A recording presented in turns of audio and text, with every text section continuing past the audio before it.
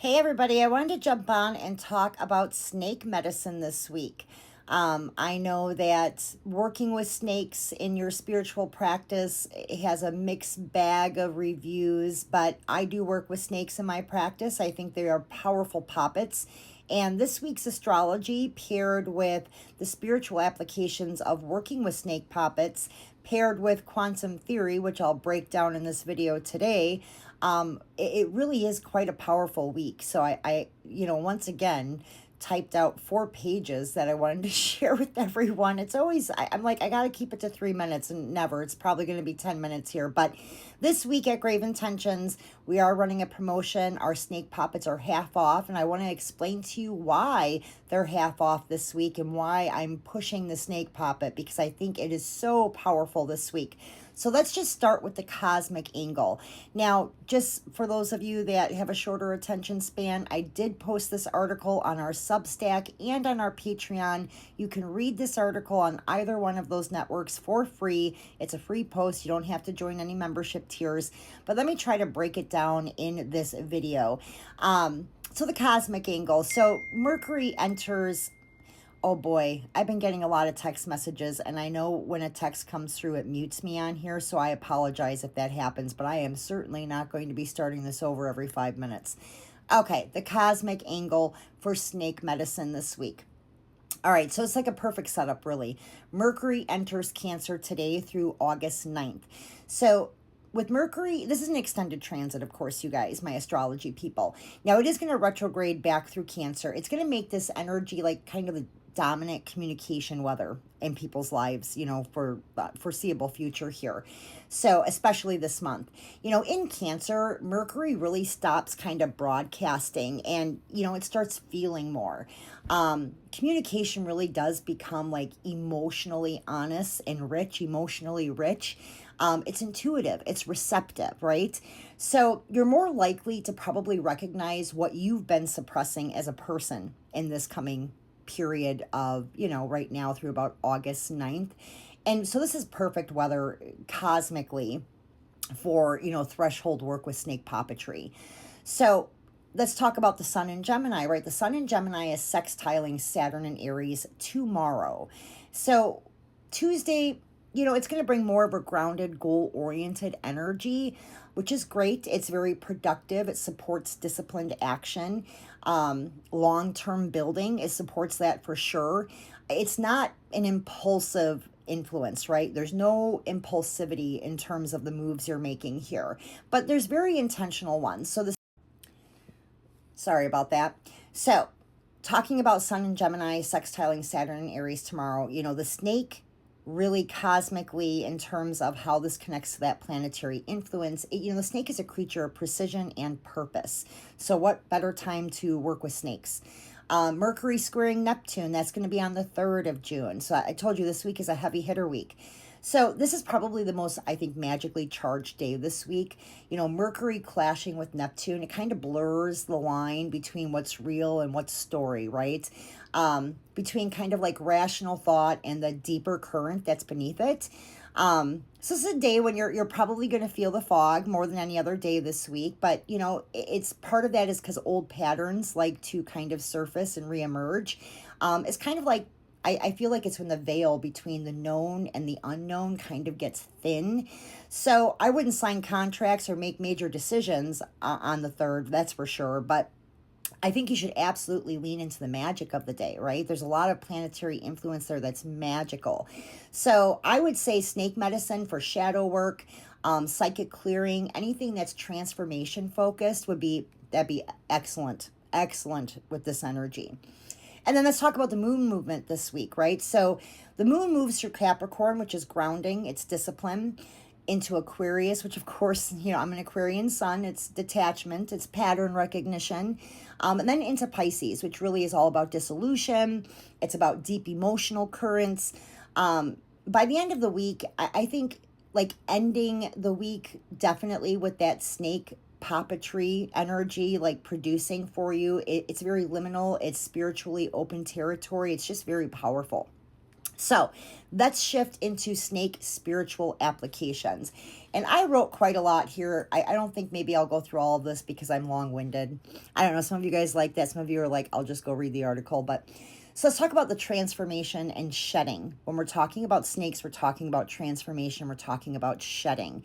So the serpent is obviously one of the oldest symbols of transformation in human history, especially spiritual history.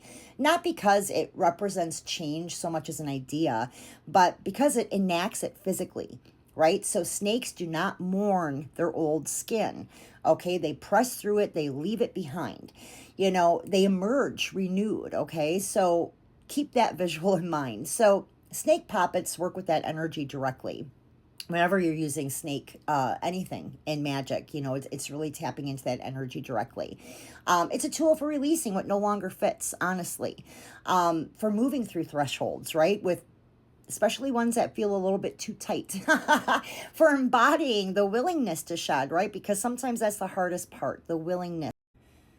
So yeah, that willingness to shed sometimes can be the hardest part for all of us, right? Spiritual or otherwise. I don't care how spiritually elevated you are.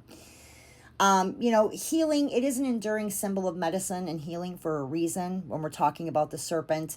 Snake venom actually, paradoxically, is also anti-venom, right? So the serpent holds both the poison and the cure. So think about that for a minute. Chew on that, In magical practice, it really does translate to working with the source of the wound rather than around it. And I'm going to repeat that because I just had an email pop up and I know it muted me. So it's working with the source of the wound rather than around it. So a snake puppet can be used in healing work and precisely because it holds that dual nature, right? So it can draw out what is causing harm and redirect that energy, toward restoration. So Kundalini, I'm not going to beat this bush to death, in tantric practices and yogini traditions and practices. This is the dominant life force energy, right? And the Kundalini is envisioned as a coiled serpent at the base of the spine for a reason, right? Spiritual history. But when it's activated, it rises through the energy centers of the body, catalyzing awakening, creativity, expansion. So working with snake energy definitely can align with this rising current if that's part of your practice, drawing stagnant energy upward, opening the blockages and activating the body's own vibrational intelligence, right? What's more powerful than that? Obviously, across traditions, it has this underworld navigation and hidden wisdom aspect to it. The snake, of course, the serpent is, known as the keeper of hidden knowledge, the guardian of the underworld.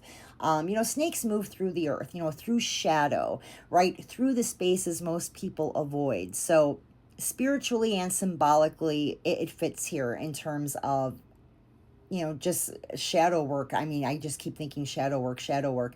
But it is a tool for kind of exactly that kind of navigation, whether it's ancestral retrieval, accessing what's been buried, if you're working on soul retrieval, fragmentation, clearage, the snake is a beautiful tool for that. Then there's liminal guardianship, right? So we talk about the Ouroboros, right? Especially in my Sacred Sexuality series. That's a big symbol in sacred sexuality. It's the serpent eating its own tail. And it's one of the oldest symbols of time, infinity, of the threshold between endings and beginnings. So snake puppets are powerful tools for that kind of liminal work, crossing thresholds, closing chapters, marking transitions, holding the boundary, between what was and what is becoming. So definitely boundary work there, right? So let's talk about physics and quantum theory here. And I know I get long-winded, especially in this part.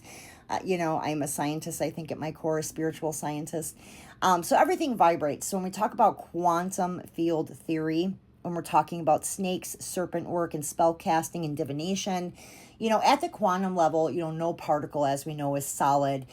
Nothing's a fixed object, okay? So every particle is like a standing wave. So it's a pattern of energy held like in resonance within a field, if that makes sense. Sometimes I have a hard time explaining this. So what we experience as matter is really the interference pattern of these waves kind of collapsing into an observable form. Hopefully this makes sense. But this isn't metaphor, it's the foundation of quantum field theory. When you work with a poppet like the snake, and really any poppet, I'm talking about the snake today, but really in any poppet work, you're working with an intentional object or talismanic work, honestly. I just did those 2 EDUs on the Pentacles of Jupiter and Venus, and this holds true for those as well. So it's working with an intentional object, and then that object holds a specific energetic pattern, right? So the poppet becomes like an anchor point in that field. So it's a place where your intention kind of takes that coherent form, manifestation, right? So the snake as a wave pattern when we're talking about physics. So snakes do not move in straight lines. We know this. They move in waves. It's called lateral undulation, right? So it's the primary kind of way most snake species are going to, it's their most efficient form of movement in nature, really. So it's not incidental to their symbolism at all. It's the physics of it, really it is. So, wave motion is how energy travels through a medium. And the serpent, of course, here embodies this at the level of form, which is awesome. It's like a double whammy. So working with snake energy really means you're working with that wave-based, undulating, resonant mode of movement through reality. So there's a physics tie-in, you guys. A lot of people don't, in our witchy practices, don't look at the science. And there's a lot of science here backing up what you're doing. Then let's talk about David Bohm. So David Bohm has this thing called the implicate order. This is for my more sciencey, brainy people. So he proposed that what we perceive as the physical world is the explicit order, right? And that the unfolded visible surface of a deeper implicate order, or an enfolded field of potential form or potential forms, from which all form, stay with me, emerges, and into which it all returns. I know that's long-winded of me, but that's basically his whole thing, right? That statement right there kind of encapsulates his whole theory. But in magical practice, especially poppet work, this operates at that implicate level. So it works in the enfolded field before form has fully crystallized, right? And with snake energy, with its connection to the underground, the hidden, the in-between, it's just a natural interface for this kind of implicate level work when we're using quantum magic. Of course, there's the Schumann resonance and the serpent frequency. So Earth's electromagnetic field, again, we're going a little brainy here, it pulses at a base frequency of right around 7.83 hertz, right? That's the Schumann resonance. So the frequency corresponds to deep theta brain. I've been talking too long, you guys. I'm doing it. Brain wave states. So snakes are often associated with dream work, and I've used them in dream work, but we're not going to get into that in this video. It's the threshold, right, between waking consciousness and dream, this particular frequency. So it's the zone of like deep meditation, trance, psychic perception. I think that many traditions associate the serpent path specifically with that liminal frequency, that 7.83 hertz. It's the current that runs through the earth, through the body, through the in-between spaces. And so snake poppet work is attunement to that earth level current. So we're talking about using frequency, using vibration to attune, to manifest. And then lastly, I want to talk about, and I know I've talked probably way too long already, but the observer effect with intentional work. And, I'm in the middle of writing a book on this.